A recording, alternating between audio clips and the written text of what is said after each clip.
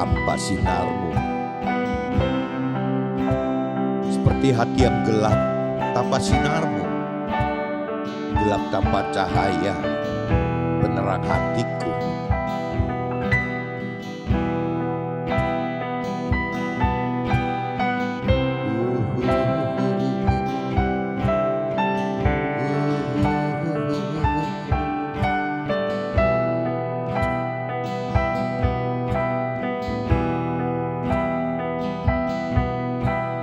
Ku menatap langit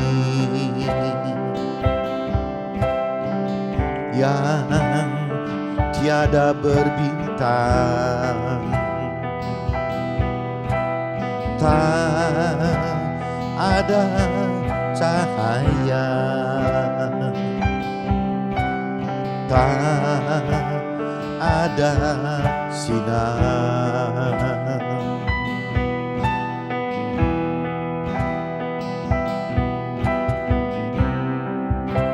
Gelap malam ini menambah suasana sepi.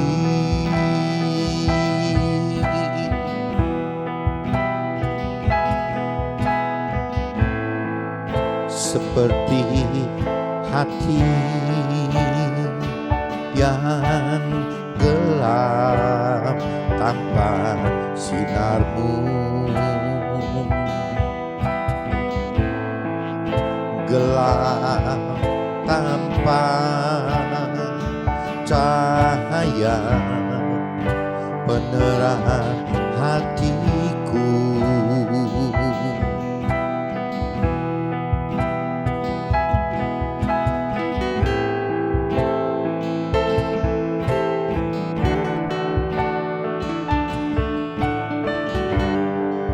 Ku menatap langit yang tiada berbintang, tak ada cahaya, tak ada sinar. Gelap malam ini menambah suasana sepi.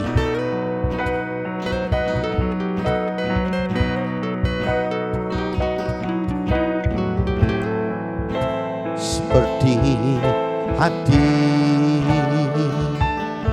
yang gelap tanpa sinarmu, gelap tanpa cahaya penerang hatiku. Gelap, gelap malam ini menambah suasana sepi tanpa sinarmu.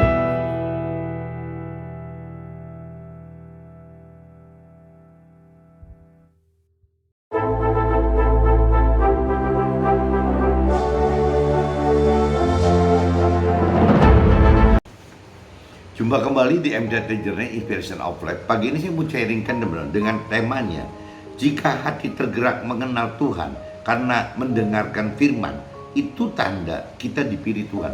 Maksudnya begini teman-teman. Jadi kadang-kadang dalam hidup kita teman-teman, waktu hati kita mendengarkan orang bicara firman Tuhan, bicara tentang Tuhan, tapi hati kita masih adem ayem dong, tidak tergerak.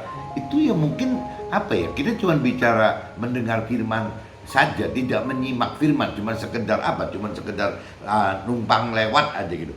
Tapi ada satu momen, ada satu saat bahwa hati kita itu benar-benar tergerak sekali waktu ada orang memberitakan tentang kebenaran firman Tuhan gitu. Nah ini kan beda teman. Jadi istilahnya hati kita cuman ala kadarnya mendengar, sekedar terdengar gitu.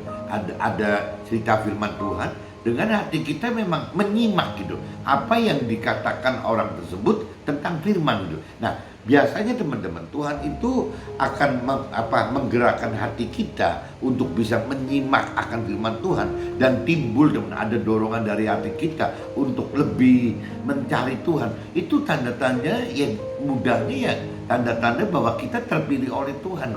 Tapi kan tidak menjamin itu. Ada asumsi apabila ada firman yang katakan, apabila kita bicara Seperti contohnya di kitab 2 Tesalonika pasal 2 ayat 13. Kitab 2 Tesalonika pasal 2 ayat 13. Itu kan bicara Tuhan memang yang memilih kita gitu. Tuhan memilih kita untuk menjadi orang-orang pilihannya Tuhan.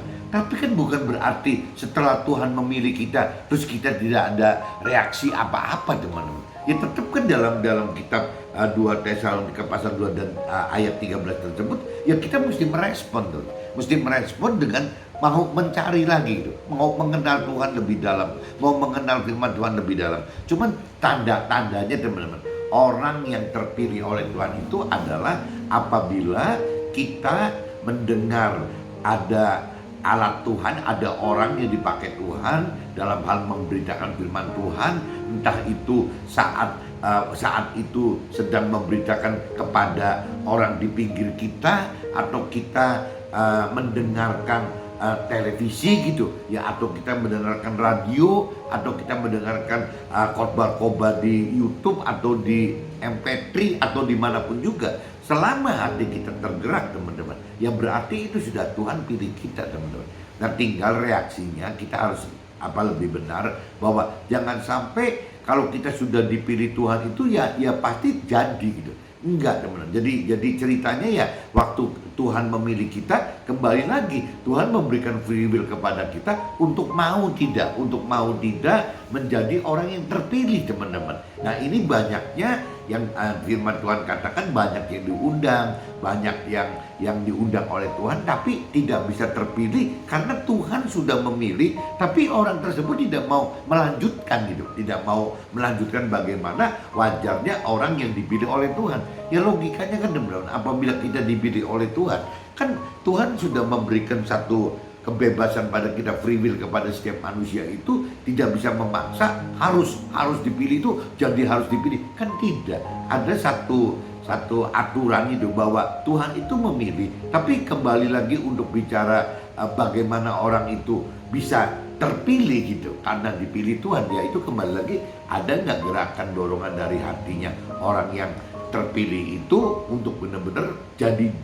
dipilih gitu, dengan cara ya mau untuk mengenal Tuhan lebih dalam, mau merenungi pengertian tentang firman Tuhan, ya mau segalanya, teman-teman, mau berani melakukan firman Tuhan. Nah, ini yang mesti teman-teman simak gitu, bahwa orang yang diundang itu banyak, orang yang dipilih Tuhan untuk ikut Tuhan itu banyak, tapi kembali lagi bisa terpilih nggak terpilih itu ya ada di manusianya sendiri, karena manusia memang Tuhan jadikan tidak seperti robot gitu. Jadi memang Tuhan jadikan manusia itu ada free will gitu, yang memang itu sebagai sebagai aturan dari Tuhan, bahwa ya kita manusia benar tidak mau percaya akan Tuhan, percaya akan pribadi Tuhan, percaya akan firman Tuhan, dan benar nggak mau gitu ya taat untuk melakukan firman Tuhan. Itu yang Tuhan harapkan itu, teman. Jadi jangan sampai kita berhenti cuma karena diundang berarti terpilih, berarti kita tidak perlu adakan action apa-apa, ya akhirnya ya kita tidak masuk sebagai orang manusia yang dipilih oleh Tuhan. Jangankan begitu, teman. Kalau di cerita Nasrani, teman, saya tidak ngerti di agama Muslim atau yang lain ada nggak ceritanya. Tapi kalau di kitab Nasrani itu ada cerita orang yang sudah terpilih pun, ya contohnya gampangnya 12 rasul aja gitu, 12 orang yang dipilih oleh Nabi Isa sebagai murid-muridnya. Kan ada 12 sudah jelas-jelas kan terpilih, teman-teman. Sudah mengikuti, sudah berfungsi sebagai 12 murid utamanya gitu. Tetapi pada akhirnya, teman, meskipun sudah terpilih bisa mengkhianati itu, teman-teman.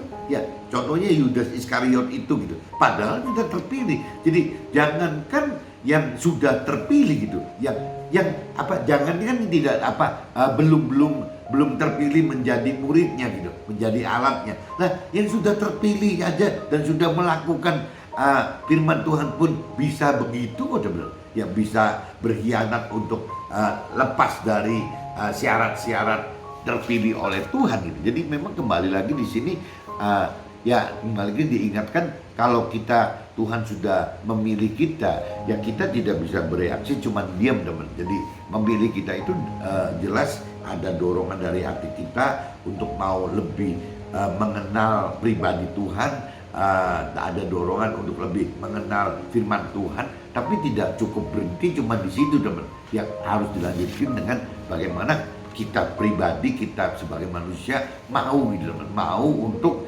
ya mengenal Tuhan secara pribadi lebih dalam, mau mengenal firman Tuhan lebih dalam gitu, dan juga ya harus belajar mampu mengerti teman. Ya kalau kita sudah benar-benar mau mengenal Tuhan, mau mengenal firman Tuhan, biasanya Tuhan bukakan teman. Tuhan bukakan dengan pengertian-pengertian yang baru. Jadi firman yang biasa kita baca itu akan berubah dari logos menjadi rema teman. Nah, waktu firman menjadi rema, banyak sekali masukan-masukan pengertian baru bagi kita teman.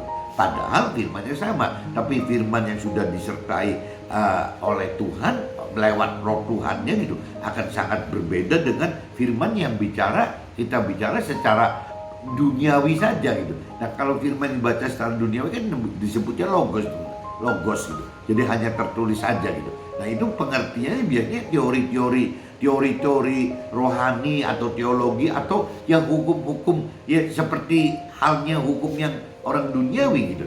Tapi begitu nanti kita sudah mengenal dan mengerti akan pribadi Tuhan dan firman Tuhan, bahwa yang namanya Tuhan itu bisa memberikan roh Tuhan kepada kita, rohnya kepada kita apabila kita mengenal mengerti bahwa ada roh di dalam kita, ya itu otomatis jadi berubah semua teman. Nah ini yang kita Tuhan harapkan itu kan roh Tuhan itu bisa hadir di dalam roh kita apabila memang kita sudah benar-benar mau gitu dan mau mengenal pribadi Tuhan dan firman Tuhan dan mampu gitu ya mengenal mampu mengerti firman Tuhan dengan benar. Nah waktu kita sudah mampu mengerti firman depan oleh karena roh Tuhan, biasanya Tuhan teman-teman waktu kita lanjut mampu melakukan itu jadi memang berani untuk beriman melakukan firman Tuhan teman. Urutannya seperti itu teman-teman. Nah ini dasarnya dari tema pagi ini teman-teman. Itu saya ambil dari 2 Tesalonika pasal 2 ayat 13 sampai 17 dan kitab Yakobus teman-teman pasal 4 ayat 1 sampai 10. Ini ayatnya pendek-pendek teman-teman. Saya coba baca dulu yang 2 Tesalonika teman-teman. 2 Tesalonika pasal 2 teman-teman ayatnya 13 sampai 17 teman-teman. Ini bunyinya teman-teman, kalau perikopnya dipilih untuk diselamatkan. Ini judulnya gitu teman, dipilih untuk diselamatkan. Akan tetapi kami harus selalu mengucap syukur kepada Allah karena kamu saudara-saudara yang dikasihi Tuhan. Sebab Allah dari mulanya telah memilih kamu untuk diselamatkan dalam roh yang menguduskan kamu dan dalam kebenaran yang kamu percayai. Jadi ini di ayatnya ayat 13 sebenarnya. Ayat 13 itu dinyatakan begitu teman-teman, bahwa sebab Allah dari mulanya telah memilih kita untuk diselamatkan dalam roh yang menguduskan kita dan dalam kebenaran yang kita percayai. Yaitu balik lagi firman Tuhan. Jadi Tuhan dari awal itu sudah memilih kita, yaitu kembali lagi memilih kita apabila memang hati kita tergerak teman. Kalau tidak tergerak dan terdorong berarti belum dipilih gitu. Nah ini akan lebih nyata teman-teman. Untuk itulah Ia telah memanggil kita oleh pemberitaan firman Tuhan yang kami beritakan. Nah ini kalau cerita ada alat Tuhan, ada orang yang memberikan firman Tuhan dan kitanya tergerak, ini masuk ke dalam ayat 14 teman-teman, yang bahwa dikatakan di sini, untuk itulah Ia telah memanggil kita oleh firman Tuhan yang kami beritakan, sehingga kita boleh memperoleh kemuliaan yang dari firman Tuhan tersebut, ya yang diberikan, yang diperintahkan dari Tuhan Allah kepada Nabi Isa itu teman-teman. Firman Tuhannya seperti itu gitu.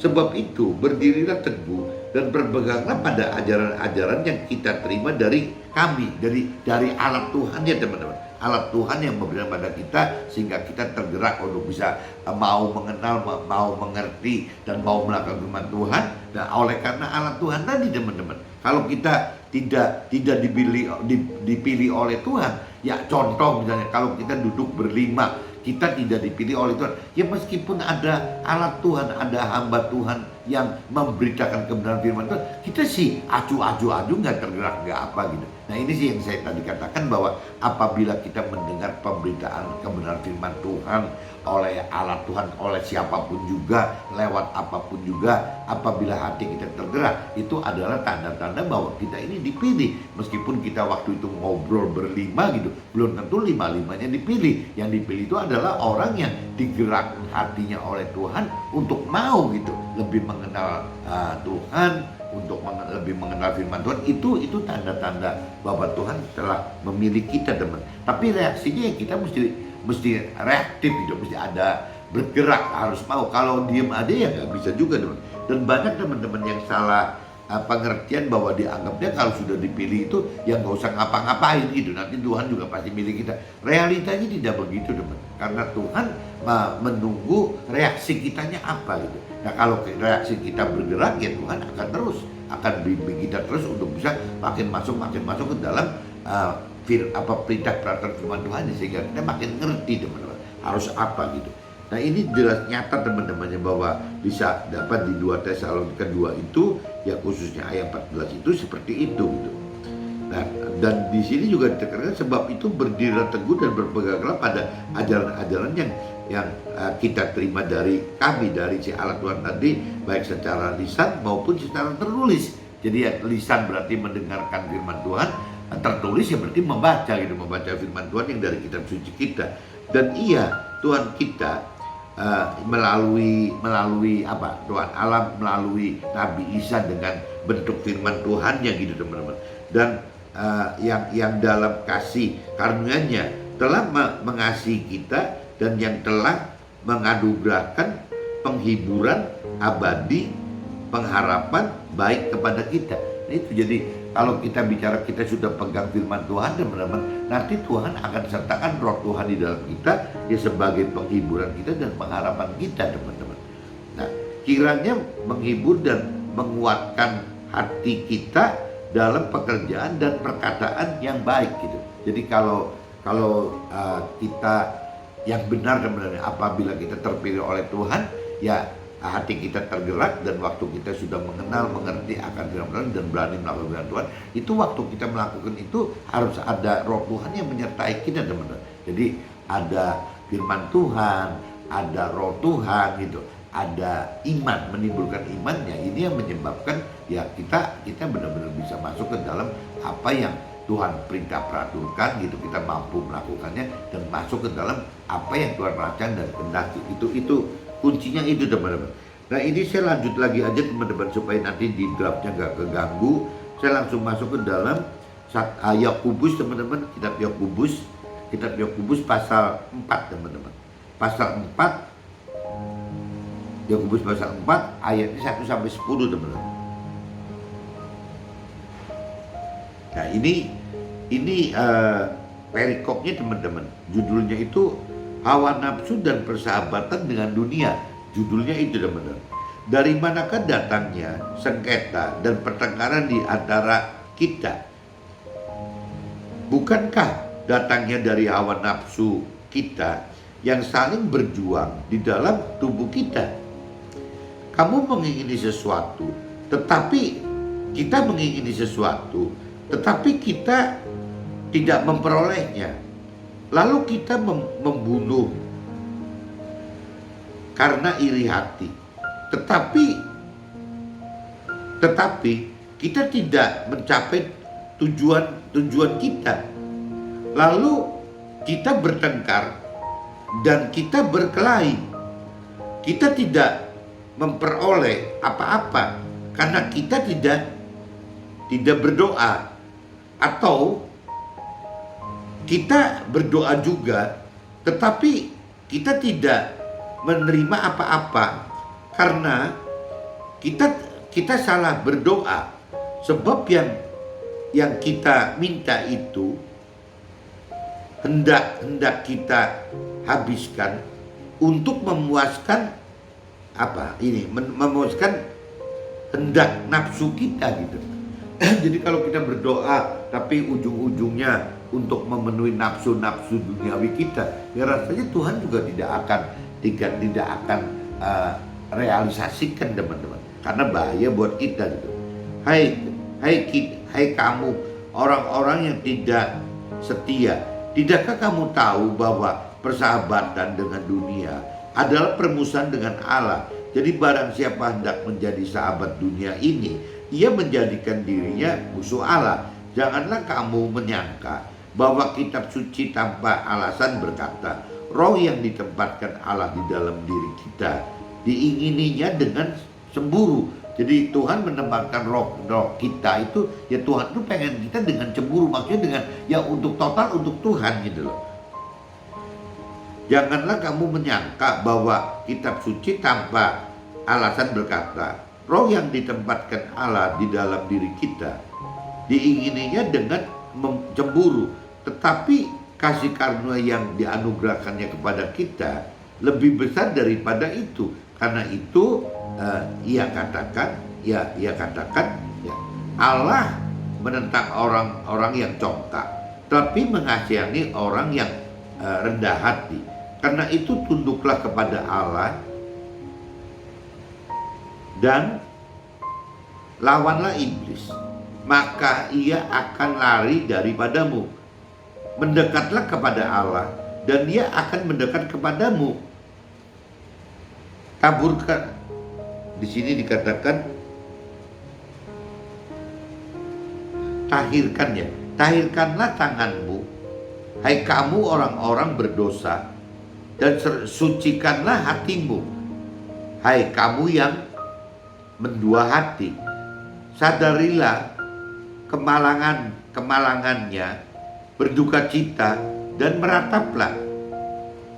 Hendaklah tertawamu harus ganti dengan ratap dan sukacitamu dengan duka cita. Rendahkanlah dirimu di hadapan Tuhan dan dia akan meninggikan kamu. Ini Tuhan katakan seperti itu, teman-teman. Jadi saya sudah bacakan di 2 kitab ya teman-teman. Kitab 2 Tesalonika pasal 2 ayat 13-17 dan kitab Yakobus pasal 4 ayat 1-10. Intinya seperti itu, teman-teman. Nah, ini saya coba masuk ke dalam draft aja, teman-teman, supaya bisa lebih siapa tahu bisa lebih jelas gitu, lebih terang. Dalam kitab pasal 2 di dalam kitab 2 Tesalonika pasal 2 dan 2 ayat 13, teman-teman. Sebab Allah dari mulanya telah memilih kamu untuk diselamatkan dalam roh yang menguduskan kamu, dan bukan dalam kebenaran yang kamu percayai.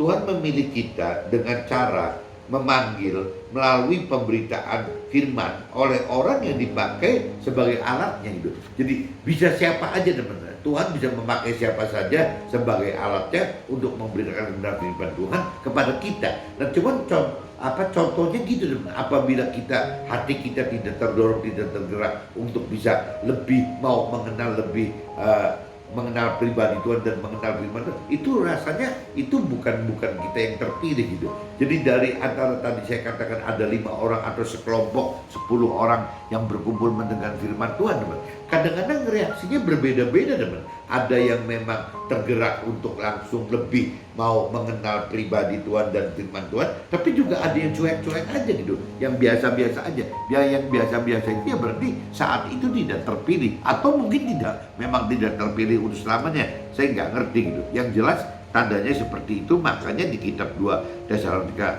pasal 2 ayat 13 katakan, sebab Allah dari mulanya telah memilih kita untuk diselamatkan dalam roh yang menguduskan kita dan dalam kebenaran yang kita percayai. Nah itu, teman-teman. Jadi kembali lagi dari hati kitanya, kita percaya atau tidak gitu. Kalau memang kita percaya, terdorong ya akan jadi orang yang terpilih. Tapi bukan terpilih itu jadi akhirnya kita tidak perlu bikin action apa-apa gitu ya. Kita justru terpilih, kita harus bikin action bagaimana untuk bisa menanggapi ya, karena kita terpilih oleh Tuhan itu, teman-teman. Nah ini dikatakan gitu, Tuhan memilih kita dengan cara yang memanggil melalui pemberitaan firman oleh orang-orang yang pakai sebagai alatnya ya untuk kita gitu, untuk menggerakkan hati kita. Kitab 2 Tesalonika pasal 2 ayat 15 teman-teman. Sebab itu berdiri teguh dan berpeganglah pada ajaran-ajaran yang kita terima daripada yaitu pemberita alat Tuhan tadi gitu, baik secara lisan maupun secara tertulis. Firman ini nyatakan meskipun Tuhan memilih kita, tapi kita juga harus memilih apakah kita dapat tetap berdiam gitu, berdiri teguh. Kita harus tetap berdiri teguh dan berpegang hidup pada perintah dan peraturan firman Tuhan. Jadi kembali lagi teman, apabila memang kita ini sudah terpilih oleh Tuhan, maksudnya teman, firman di kitab 2 Tesalonika pasal 2 ayat 13. Jadi kita kembali lagi, apabila kita sudah terpilih Tuhan, ya kembali lagi kita mau nggak terus menerus gitu ya untuk bisa mendengar atau membaca tertulis kan gitu. Secara lisan kita mempelajari secara lisan berarti dengan cara mendengar saja teman-teman, dan juga secara tertulis. Dan mendengar itu kan kalau kita bicara mendengar firman Tuhan, ya pasti kan kita mendengar khotbah, mendengarkan sharing, mendengarkan segala macam teman-teman. Ya dengan lewat lisan pendengaran kita. Tapi bisa juga di firman Tuhan katakan di sini secara tertulis. Secara tertulis ya berarti kita bisa melihat kitab suci kita bisa membaca buku-buku rohani, ya segala macam yang sifatnya tertulis. Jadi untuk mempelajari, untuk mau mengenal, untuk mau mengerti gitu, atau mampu mengerti firman Tuhan itu ya caranya gitu teman. Baik kita lewat lisan maupun tertulis, kita harus lakukan dua-duanya agar kita benar-benar bisa pengenalan firman Tuhan itu bisa dalam sekali bagi kita, dan kemampuan untuk mengerti kita jadi meningkat teman-teman. Nah kalau kemampuan kita meningkat, kemampuan mengerti kita meningkat, biasanya ya kembali lagi kita akan jadi lebih dewasa rohani, sehingga lebih berani teman-teman, lebih berani untuk melakukan firman Tuhan. Kenapa? Ya karena kita udah makin mengerti maksud dari firman itu seperti ini teman-teman. Nah ini gunanya kita mau lebih dalam terus-menerus mengenal, mengerti akan firman Tuhan. Kita harus terus-terusan merenungi, mempelajari, berdoa, minta agar Tuhan bisa memampukan kita mengerti firman Tuhan. Ini harus terus berjalan terus teman-teman, sampai ujungnya kita jadi berani dan mampu melakukan apa yang diberitakan oleh firman Tuhan. Waktu kita berani, ya karena balik lagi iman kita sudah di level atas. Jadi saya sering katakan bahwa mempelajari firman Tuhan itu ada dua teman. Lebih dalam mengenal, mengerti akan firman Tuhan berarti kita akan makin tahu lebih dalam dasar-dasarnya firman Tuhan. Dan ibaratnya mengembangkan level iman itu, kita naikkan level iman kita teman-teman, dengan cara kita berani dan mampu melakukan yang benar. Otomatis level iman kita naik teman. Nah waktu level iman kita naik dan pengenalan, pengertian akan firman Tuhan makin dalam, itu yang saya sering katakan, jaraknya itu makin luas teman. Nah waktu makin luasnya pengenalan akan firman Tuhan dan iman ini yang membuat kita jadi makin dewasa rohani teman. Kita akan makin jadi dewasa, ya seperti itu teman. Jadi memang kita ya kembali lagi, kita mesti mempelajari firman Tuhan itu siang dan malam, yang baik lisan maupun tertulis. Intinya seperti itu teman-teman, di kitab 2 Tesalonika pasal 2 ayat 15 tersebut gitu. Nah, jadi bukan berarti jika Tuhan telah memilih kita, berarti kita otomatis akan terpilih tanpa harus kita lakukan firman Tuhan gitu. Tuhan memilih kita, tapi kita juga harus memilih Tuhan dengan patuhi firman Tuhan. Jadi kembali lagi teman-teman, yang dikatakan bukan cuma ini, asumsi ini banyak sekali orang seperti itu teman. Jadi beranggapan bahwa kalau kita sudah dipilih Tuhan itu seperti yang di 2 Tesalonika pasal 2 ayat 13 itu, berarti kita nggak usah ngapa-ngapain gitu. Itu salah besar teman. Jadi kembali lagi, ya waktu Tuhan sudah memilih kita, ya kembali lagi kita sebagai orang yang dipilih melakukan apa gitu ya. Kalau kita tidak memilih Tuhan taat gitu, memilih untuk patuh, ya kepada Tuhan, ya berarti kita meskipun sudah terpilih oleh Tuhan juga kita otomatis membatalkan pilihan itu sendiri karena ulah kita tidak memilih ya untuk taat kepada Tuhan gitu. Nah, taat kepada Tuhan caranya bagaimana? Ya start dari mulai mengenal firman Tuhan, mampu mengerti firman Tuhan, akhirnya dari situ mulai tahu bahwa ada kita tahu bahwa di badan kita itu ada tubuh, jiwa dan roh gitu ya, bahwa kita tahu bahwa ada roh Tuhan di dalam kehidupan kita tahu bahwa roh Tuhan itu hidup di dalam roh kita. Jadi urutannya begitu teman. Nah, waktu kita jadi mampu mengerti jadi roba semua, dan setelah kita mampu mengerti otomatis ada kaitannya roh Tuhan akan masuk, mampu melakukan firman Tuhan, kitanya jadi mampu melakukan firman Tuhan gitu teman. Nah, waktu kita sudah mampu mengerti, mampu melakukan, otomatis iman kita naik. Nah, iman kita naik, kedalaman pengenalan firman Tuhan dan pengertian firman Tuhan makin mendalam. Yang tadi saya katakan, jadi jaraknya makin luas. Dan makin luasnya ini yang menyebabkan kita berubah total teman-teman. Dari bayi rohani ke anak-anak rohani, lompat ke remaja rohani, dan masuk ke dalam kedewasaan rohani. Nah, itu yang Tuhan inginkan teman-teman. Apabila kita sudah masuk ke dalam kedewasaan rohani, nah ini yang Tuhan harapkan itu bagaimana caranya kita bisa menjadi keluarga Tuhan di dalam kerajaan surga, di dalam akhirat nanti teman. Ini yang benar-benar iblis sangat takutkan teman. Iblis berkehendak agar manusia itu sebanyak mungkin masuk ke neraka. Akhirnya kan gagal menjalankan apa yang Tuhan rancang dan kehendaki. Tapi iblis juga tidak terlalu peduli apabila kita hanya masuk dalam surga, tidak bisa mengajarkan apa-apa gitu. Jadi kita hanya menjadi warga surga, kita menjadi rakyat jelata dalam surga, itu buat iblis ya masih mending lah gitu. Yang iblis paling takut itu apabila kita masuk ke dalam kerajaan surga gitu. Untuk kerajaan surga di sananya nanti, karena kalau kita masuk jadi keluarga Tuhan di dalam kerajaan surga, kita ini akan menjadi yang mengatur warga surga atau rakyat jelata, orang baik di dalam surga gitu. Itu cerita di surganya. Tapi apa gitu yang iblis dirugikan apabila kita dalam posisi itu? Firman Tuhan katakan kita itu selain melakukan firman Tuhan, apabila kita pengen serupa dengan Nabi Isa sebagai sulungnya kita pengen sempurna seperti apa yang Tuhan rancang kehendaki, kita itu tidak cuma cukup melakukan firman Tuhan dong. Ya, kita itu harus mengajarkan firman Tuhan. Contoh yang tadi saya katakan, kalau mengajarkan firman Tuhan bagi mentor rohani, bagi rohaniawan, ya jelas teman-teman akan mengajarkan teori-teori rohani gitu. Ya, lepas itu bentuknya logos atau rema gitu. Banyak sih gitu mentor rohani dan rohaniawan yang mengajarkan firman Tuhan itu hanya cuma teori aja, teori rohani, teologi saja gitu. Bedanya apa? Ya bedanya waktu firman yang diajarkan itu berujung kepada logos gitu. Hanya bentuk-bentuk tertulis. Beda dengan orang yang punya punya pengalaman mengalami firman Tuhan, yang diajarkan itu bukan cuma menjadi logos tapi menjadi rema. Nah, ini yang benar-benar akan berfungsi. Nah, ini cerita mentor rohaniawan bisa mengajar hanya berujung menjadi logos atau bisa berakhir juga sebagai rema. Benarnya mentor rohaniawan yang bagus itu yang bisa mengajarkan sebagai bisa firman itu menjadi rema. Itu cerita untuk mentor rohani dan rohaniawan. Tapi bagaimana untuk kita yang bukan talentanya mentor rohaniawan? Ya kita dipakai Tuhan dalam hal melakukan firman Tuhan. Jelas itu kan pribadi kita pengen si mentor rohani atau rohaniawan kan itu pribadi kita melakukan firman Tuhan. Tapi kalau bentuk mengajarkan firman Tuhan ini berbeda.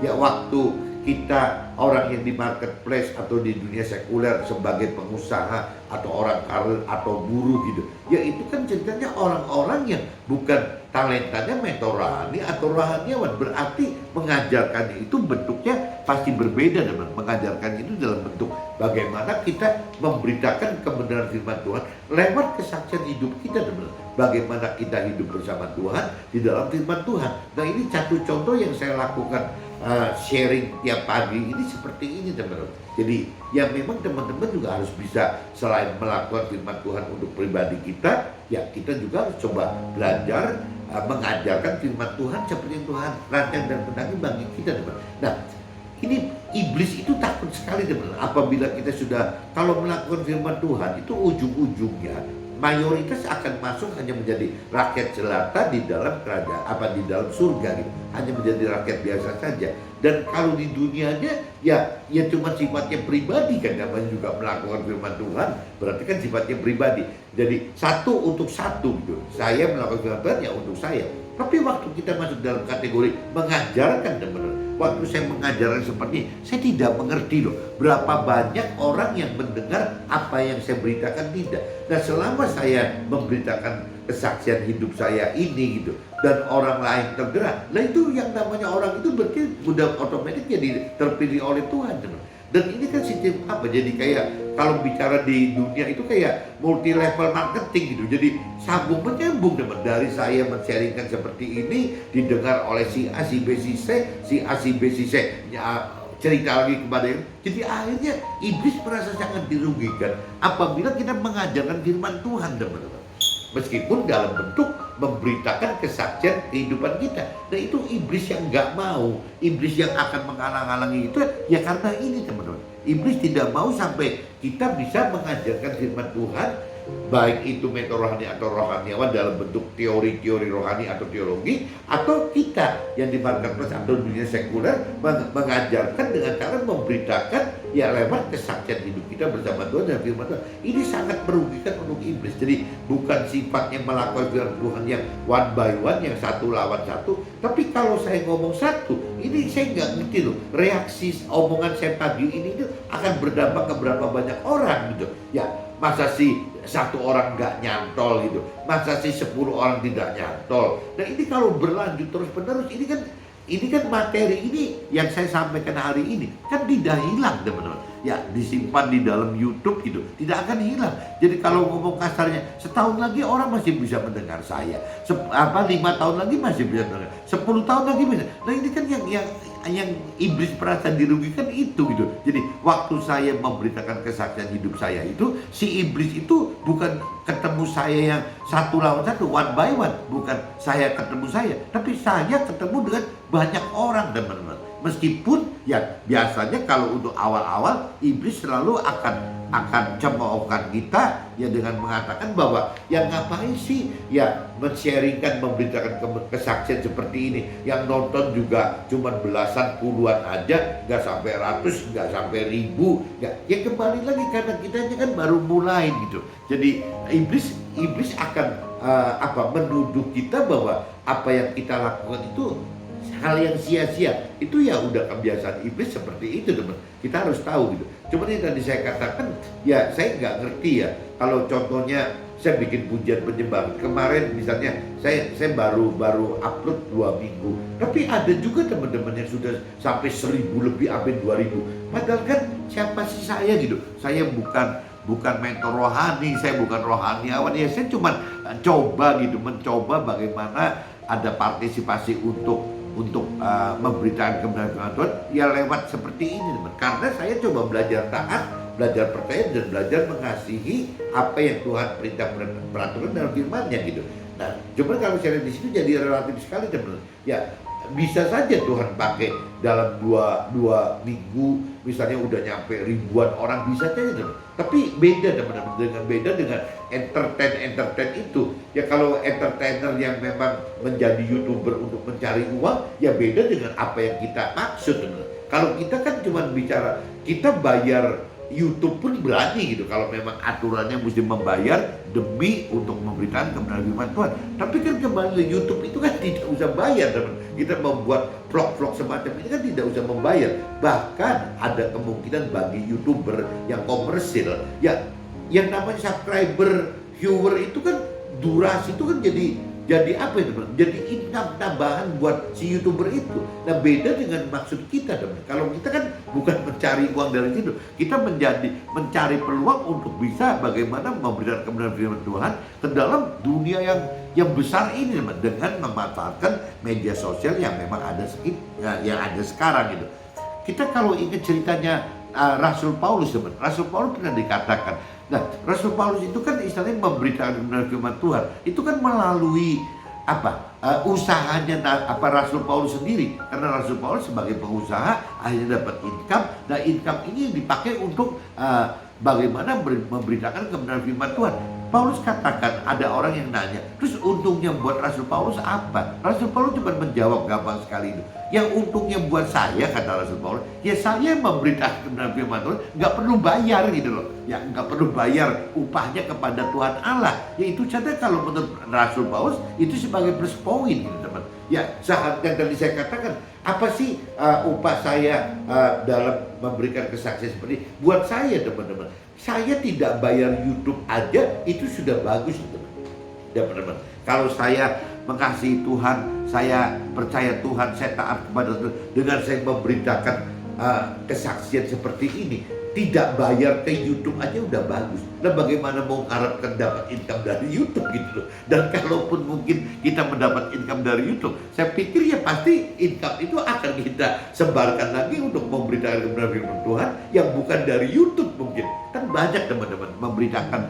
kesaksian seperti ini itu kan tidak cuma lewat media sosial aja teman ya. Kalau ada media sosial ya kita manfaatkan sedemikian rupa gitu. Tapi kan sebenarnya kan ada media-media lain yang saya pernah ceritakan. Contohnya saya pernah dengar ada komunitas namanya Full Gospel gitu.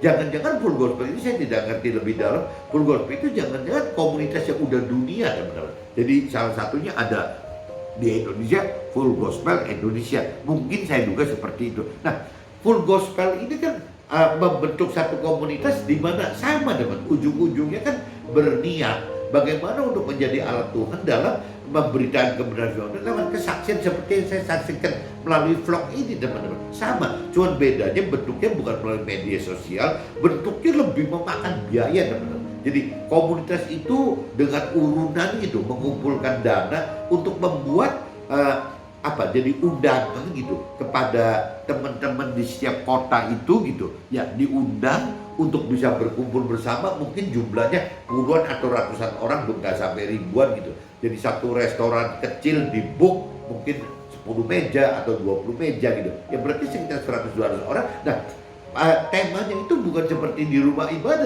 jadi tidak ada bicara teori-teori rohani begitu. Yang ada itu ya bentuknya bagaimana ada satu anggota Full Gospel yang menceritakan bergiliran menceritakan kesaksian hidupnya gitu yang bersama Tuhan dan di dalam firman Tuhan. Nah, nanti dari yang lokalan itu dari kota yang di lokal itu diminta untuk juga bersaksi. Dan jadi eventnya bisa bicara 2-3 jam itu 2-3 jam lah. Itu bicaranya cuma materi kesaksian seperti saya saksikan hari ini di vlog ini. Cuma kalau saya kan bicaranya saya sendiri yang bersaksi gitu. Nah, kalau di acara Full Gospel itu ya bersaksi bergantian teman-teman. Jadi bisa saya sebagai pembawa pembicaranya dan bisa berlanjut kepada teman-teman saya yang di lokal kota tersebut gitu, bergantian 2-3 orang bersaksi atas apa yang telah terjadi dalam hidup bersama Tuhan dalam firman Tuhan. Nah, itu kan bentuk cara memberitakan kebenaran Tuhan. Jadi beda sekali. Kalau kita mengadakan seperti Full Gospel, satu kali acara itu mungkin bisa jutaan, belasan juta mungkin bisa begitu. Atau mungkin kalau di tempat agak besar puluhan juta mungkin gitu. Nah, itu kan butuh dana teman. Nah, dananya dari mana? Dananya mestinya bisa saja kalau kita ikutin pola hidupnya Rasul Paulus gitu. Bisa saja saya coba bikin vlog seperti ini, tahu-tahu YouTube membayar saya gitu fee. Nah, untuk saya untuk apa gitu fee itu? Ya pasti bukan saya sebagai income. Saya tahu sudah sebagai pengusaha sudah dapat income gitu. Ya saya akan manfaatkan ini plus income dari perusahaan saya ya untuk mungkin bisa mencontoh apa yang dilakukan oleh Full Gospel. Itu mungkin lebih bagus lagi karena bertatap muka kan. Nah, ini yang teman-teman harus mau menyimak bahwa ya apabila kita mengasihi dan taat Tuhan itu ya caranya seperti itu. Banyak yang harus kita lakukan dalam kita mengasihi Tuhan dan taat kepada Tuhan. Tidak bisa cuma dari mulut cuma ngomong saya mengasihi Tuhan, saya percaya, cuma gitu aja kan mana buktinya gitu. Tuhan tidak terlalu peduli kita mengerti firman atau tidak gitu. Ya, yang Tuhan peduli itu kita melakukan firman atau tidak gitu. Nah, salah satu bentuk melakukan firman itu ya begini teman, bagaimana kita melakukan firman Melakukan firman berarti one by one, berarti untuk pribadi kita. Tapi begitu masuk kategori mengajarkan firman Tuhan, nah ini iblis yang paling benci gitu. Nah orang-orang yang dipakai Tuhan untuk memberikan firman Tuhan itu biasanya yang menjadi musuhnya iblis teman-teman. Caranya gimana? Ya terus dirongrong gitu, dirongrong bahwa ya itu hal-hal duniawi gitu, sampai akhirnya kita merasa ngapainnya kita seperti ini. Ya kita mesti belajar dari Rasul Paulus teman-teman untuk tidak berhenti meskipun mendapatkan banyak sekali masukan negatif untuk bisa meninggalkan Tuhan gitu. Ya kita harus berbalik, malah mesti meninggalkan duniawi bukan Tuhan gitu. Nah ini di kitab Yakobus, saya lanjut teman-teman. Kitab Yakobus pasal 4 ayat 4. Hai kamu orang-orang yang tidak setia, tidakkah kamu tahu bahwa persahabatan dengan dunia adalah permusuhan dengan Allah? Jadi barang siapa hendak menjadi sahabat dunia ini, ia menjadikannya musuh-musuh Allah. Nah ini teman-teman, ini yang dikatakan paling gawat ini teman-teman. Jadi bagaimana caranya iblis menggunakan hal duniawi itu untuk menekan kita teman-teman. Nah ini kan kita butuh benar-benar butuh iman teman-teman, butuh iman bahwa kita memang benar-benar mengasihi Tuhan dan percaya kepada Tuhan. Ya buktinya melakukan firman tadi teman-teman. Jadi kitab Yakobus pasal 4 ayat 44 itu sudah menjelaskan itu teman-teman. Dan kalau kita masuk ke dalam Matius pasal 6 ayat 33 teman-teman, terkait dengan hati yang tergerak untuk menjadi terpilih oleh Tuhan, itu kembali lagi di kitab Matius pasal 6 ayat 33 teman-teman, dikatakan bahwa yang namanya carilah kerajaan Allah dan kebenarannya, ya baru yang lain akan ditambahkan. Yang lain ditambahkan teman-teman, kalau kita kaitkan dengan kitab Matius pasal 6 ayat 32 atau 31 gitu, atau yang mungkin juga yang 34, ini tidak jauh-jauh bicaranya urusan duniawi tadi teman, seperti terkait dengan kitab Yakobus pasal 4 ayat 4 tadi. Ya jadi iblis itu akan menggoda kita itu paling ampuh itu dengan hal-hal duniawi teman. Karena hal duniawi itu nyata gitu sekarang terjadi dan mayoritas. Jadi kita kalau bicara ada 1.000 orang, jangan-jangan kita cuma sendirian teman yang berbeda gitu. Yang 999 itu sama seperti orang dunia. Itu wajar aja teman. 10.000 orang, jangan-jangan kita cuma satu loh. Yang berarti 10.000 berarti 9.999 itu yang bicara orang duniawan dan orang keyakinan teman. Kita itu dalam posisi seperti itu teman. Jadi kita itu dalam posisi minoritas sekali. Ya mereka orang duniawi dan orang keyakinan itu majoritinya itu mayoritas. Dan kita akan selalu ditekan oleh iblis dibandingkan itu hal-hal duniawi ini teman-teman. Beda sekali. Kalau yang namanya orang-orang duniawi itu kan prinsip-prinsip rancangan kehendak si dunia, rancangan kehendak si iblis, rancangan kehendak orang duniawi. Itu kan bagaimana mencari target kesuksesan duniawi. Itu nomor 1 dong. 2, mencari kebahagiaan duniawi. Itu nomor 2 teman. Ketiga, setelah kaya, setelah bahagia, mulai teman. Yang ketiganya, bagaimana targetnya memenuhi semua nafsu-nafsu duniawi. Itu jelas targetnya orang-orang dunia itu seperti itu teman-teman. Nah sekarang bagaimana dengan targetnya orang-orang yang rohani, bukan orang duniawi. Target orang rohani itu kebalik teman-teman. Bagaimana nomor 1 itu bagaimana bisa mendapatkan target kehidupan, masuk dalam keselamatan yang kekal gitu. Itu kan untuk mendapatkan keselamatan yang kekal itu kan harus minimal melakukan firman Tuhan gitu. Apabila tidak melakukan firman Tuhan, yang dikhawatirkan itu malah mendapat kebinasannya kekal, bukan kehidupannya kekal, bukan keselamatannya kekal, tapi kebinasan kekal dalam surga. Berarti kita harus melakukan firman Tuhan. Nah waktu kita melakukan firman Tuhan, ya kita pasti akan menjadi warga surga atau rakyat jelata di dalam surga gitu. Itu apabila kita melakukan firman Tuhan, itu kita dapat keselamatan. Tapi juga kita pengen dapat damai sejahtera teman. Bagaimana kita mendapatkan damai sejahtera di dalam yang kekal gitu. Yang nggak jauh-jauh harus mendapatkan damai sejahtera itu bukan di dunia, bukan bahagia dunia, tapi damai sejahtera di dalam akhirat nanti. Itu yang harus kita ubah. Nah ketiganya teman-teman, bagaimana caranya kita menjadi anggota keluarga Tuhan di dalam surga untuk bisa memimpin warga surga atau rakyat jelata di dalam surga gitu. Itu 3 ini teman-teman. Dan 3 ini semua bertentangan dengan hal-hal duniawi. Jadi 3 yang di duniawi targetkan dengan 3 yang di rohani target itu yang benar-benar bertolak belakang teman-teman. Dan Tuhan cuma ingatkan bahwa kalau bicara di dunia ya mungkin yang mesti disadari bahwa dunia itu yang 3 target tadi adalah sifatnya sementara semua. Waktu meninggalkan dunia gitu, waktu kita meninggal dunia itu tidak ada satupun barang dunia ini yang terbawa ke dalam akhirat, teman. Nah ini yang mesti kita hati-hati gitu. Nah kedua, Tuhan ingatkan bahwa apa yang terjadi keselamatan di akhirat, apa yang terjadi di damai sejahtera di dalam akhirat, apa yang menjadi keluarga Tuhan di dalam akhirat, itu bukan nanti, teman. Itu kalau kita istilahnya bisa mematikan kita sekarang gitu, sebelum kita mati fisiknya gitu, tapi mematikan nafsu kita, daging kita. Itu yang 3 target di akhirat nanti yang kekal tadi, teman. Itu kita bisa rasakan di dalam hidup kita sekarang, teman. Ya kita itu menjadi apa? Kita ini menjadi cerminan hidupnya bisa lebih tenang, lebih enak, lebih segala macam. Ya sampai mendapatkan damai sejahtera tadi, teman. Ya bagaimana kita tidak terlalu peduli dengan duniawi lagi. Kita sudah benar-benar menjadi keluarga Tuhan dari sejak sekarang, teman, bukan nanti di akhir. Nah itu kembali lagi tergantung dari kedewasaan rohani kita, teman. Apabila kita benar-benar bisa dewasa rohani, ya apa yang terjadi di surga itu bukan nanti, teman, tapi bisa terjadi di dunia sekarang ini gitu. Meskipun dengan cemooh, dengan olok-olok, dengan tindasan, dengan segala macam, tapi kita tidak terpengaruh akan itu, teman-teman. Karena kita anggap bahwa yang benar itu seperti ini gitu. Nah ini yang bisa dikatakan bahwa kita itu akan mendapat upah bukan di dalam surganya nanti, yaitu jelas lah. Tapi sekarang pun kita mendapatkan upah itu, teman. Ya upah bagaimana kita bisa hidup bukan bahagia yang semu, tapi kita mendapatkan hidup dengan damai sejahtera yang dari Tuhan gitu. Yang benar-benar kita merasakan bahwa ada satu sukacita di dalam penderitaan, ada kebahagiaan dalam derita gitu. Seperti itu, teman-teman. Nah ini yang tidak bisa dialami oleh orang-orang dunia gitu.